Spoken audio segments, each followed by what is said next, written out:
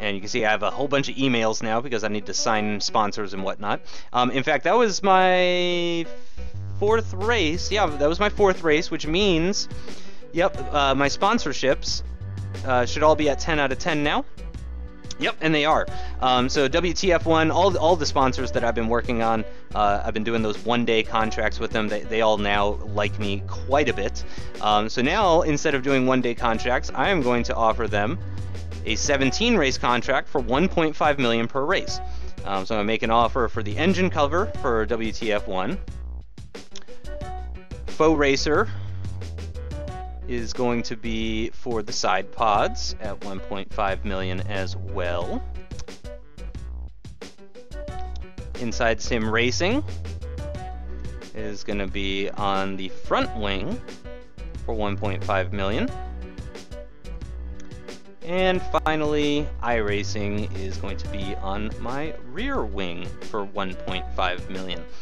So again, that means I'm going to be making $6 million, or 6 million monies per race off the sponsorships, and I don't have to renew these again until next season this time, 17 races from now. So it's a lot to manage. You can see I have 4 pages of email: end of sponsorship, new sponsor contract, end of sponsorship, sponsor contract.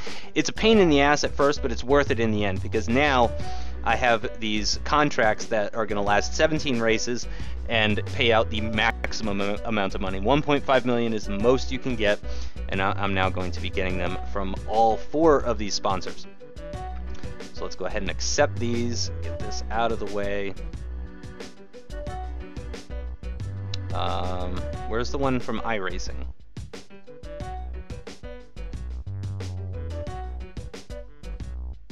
Okay. Taking a while to respond. Okay, well, I'm gonna go ahead and mark these as red. I do also need to go ahead. There it is. Okay. Accept that.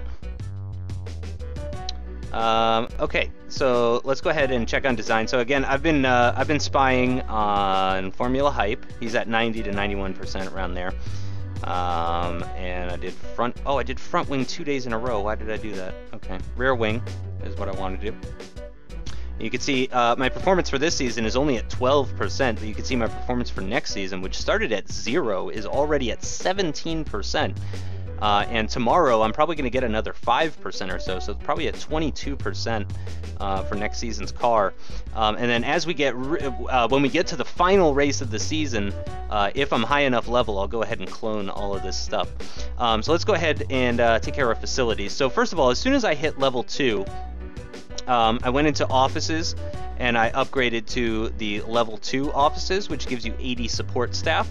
I then went to staff, and I signed up all of the mechanics and engineers that I need. You might remember from the previous video, if you guys saw it, that I said you need 34 engineers and 24 mechanics. That's how many you need to replace every part on your car all at the same time.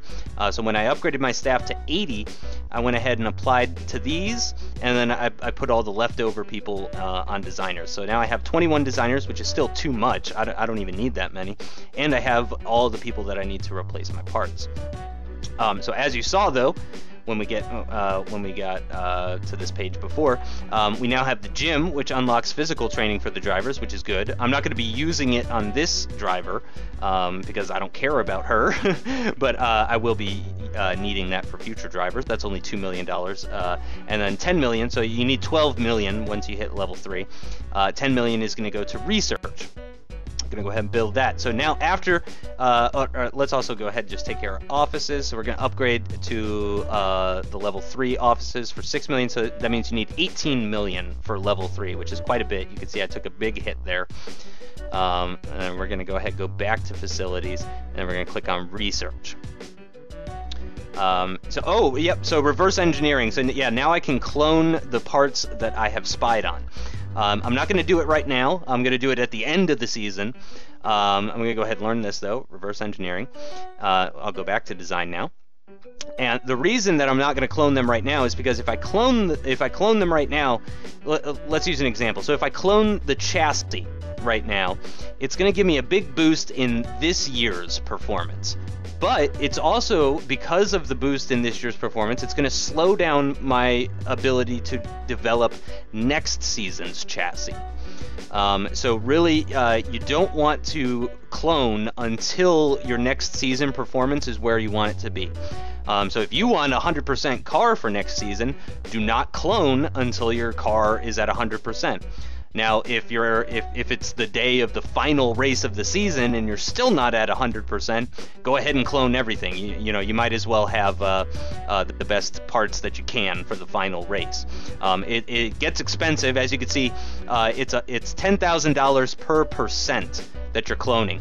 So for a 100% clone on a component, it's going to cost you $1 million, which is pretty expensive. There was a season where I cloned like 15 things at the end, and it ended up costing me like $13 million or something. That was a high level account though. I had money to burn. I wouldn't recommend it if you have, you know, this much. I had $100 million. I didn't give a crap. So I just went for it. So basically, you know, if your goal for next season's car is 50%, then once you hit 50%, feel free to start cloning. You know, it's all about what your goal is, what you're trying to do. If you're trying to win the championship this season, then by all means, you know, go ahead and clone right away. You know, as soon as you spy on something, you see it, and you can get a boost from it, go ahead and clone it. But my goal is for next season. So I'm not going to do any cloning until I've reached my design goal, basically. Okay, so one of the next things that you want to do after a race is you want to go to training, of course. And let's go ahead, let's take a look at my driver right now. Let's see what she looks like. So again, I've done now 4 races. That was my 4th race. I was going to try and record my first or second race of the season with this league, but because of timing issues, I didn't have the chance to. Excuse me. So this driver, I've been working on her speed and her defending, and you can see that represented on the graph over here. The speed is higher than you may remember, and the defending is higher than you may remember as well. Right now her focus, defending is decisions and focus. Speed is wet weather, slow corners, and fast corners. So her speed is at 8.78, and her defending is at 4 and 3. When I train speed, you get +3 to the speed attributes, and that it depends on, you know, how it's allocated. So if I had 8 for fast corners, 8 for wet weather, and 5 for slow corners, and I trained speed, it would add 3 to slow corners, so that they would all be 8. So it's going to add whatever's lowest to try and equalize everything. Now, once they're all 8, if I train speed again, it's just going to add +1 to each of them, so they'll all go to 9. I hope that makes sense. Now with defending though, again, it's just 2 of these, decisions and focus. When you train these, you still get +3, but it gets split between them. So the last time I trained defending, I got 2 decisions, but only 1 focus. So that means if I train defending again, I'm going to get 2 focus and only 1 decisions. Focus is the one that really seems to help with your race pace. Speed helps everything, obviously, but focus really seems to help in the race significantly, is what Alex and I have found recently. Again, this is, you know, I'm not the guy that knows everything. This is just based on my knowledge. If somebody has, you know, if you're watching this and you go, oh no, I know for a fact that bravery, you know, is really what you want for race pace, then please let me know, because seriously, I am not the iGP encyclopedia over here. I'm just going based off of experience. So basically, her speed is already pretty good. It's already her best attribute by far, so I'm going to go ahead and train defending again. Her health's at 74%, which is a little on the low side, but again, I'm going to be getting rid of this driver. You get 40 experience per race, so that means 4 more races I'll be level 4, so that just means 4 more races with this driver. And after 4 more races, she'll be at 70% health. So which is enough. That, you know, that's enough for what level I am. So I'm going to go ahead and I'm going to train defending on her, and you're going to see it's going to give +2 focus and +1 decisions. So let's go ahead and do that. Defending. There it is, +2 focus, +1 decisions. And then also, because I'm so focused on the future with this character, or with this account, I should say. The thing that's going to determine my staff training here is my focus for the future. So I want this account to be great down the line. So I'm going to go ahead and just get these, get the technical director, the engineers and the mechanics. I'm going to level them up. You can see I've already done it 4 times, so they're already level 5. But I'm going to go ahead and do it again and get them up to level 6. Training in engineering, which increases engineer and mechanic skill, will improve your pit stop time. Obviously, that's not something that's going to make a huge difference early on in the account, but it's going to make a huge difference later on when you're really racing wheel to wheel with people. You know, when we're talking tenths of a second are the difference between winning and getting third. You know, stuff like that. So you're really going to want a good pit crew. So that's what I'm working on right now, is to go ahead and get engineering up, and you can see now if we go back to staff that they are now at a 6. And really we want to get these guys to 20, and then after we've gotten them to 20, we'll get the designers to 20. Also when you do training in designers, it gives plus 1% to next season's car. But and yes, I am focused on next season, but still next season I'm not so sure I can be a champion or not. So I'm going to go ahead and train the mechanics this season, and then I'll do the designers next season, and that will give me that will give me a boost in the 3rd season as far as design. My car will just be that much better. And next season it's going to be a little bit tougher to design because I'm starting from a higher percent. Because remember, the more developed a component is, the slower you develop it. So my next season's car is going to be better than this season's, which means design is going to happen slower, which means getting that boost from training designers is going to be pretty helpful. So that is, I believe, it. Yeah, we covered design, we covered facilities, we did the partners, took a look at staff and training. I'm going to go ahead and take this opportunity to do live with you here my procedure for the next race. You can see it's going to be 24 degrees C. Okay, so Singapore is another one that's, you know, at the equator or below the equator. So it's not going to be 10 degrees Celsius. It's going to be 24 degrees Celsius. There's no rain, and it's going to be about this temperature tomorrow probably. So normally I would try and do this training about 20 minutes before the race. But in fact, I'm going to go ahead and just take care of it now. And actually, I need to re-sign for my fuel and tires. You know what? Let me decide my tires based on the race. So Singapore, 30 laps. Huh, okay. Tire wear's average. It's a long lap though. Okay. So we have an engine supply. We have an engine supply. I think you mean fuel supply, but we'll ignore that. Overtaking is hard. Downforce level is very high. Yeah, because it's gonna be hot too. So I'm gonna go ahead and say that the comb homes are actually the better one to go for this one. So I'm gonna go ahead and pick up the comb homes. And yeah, they don't like me very much because I broke a contract with them. But let me go ahead and comment on them first and make them like me a little bit more. And then we'll make them an offer for 1 race. Come on, go down. And we'll do 25,000.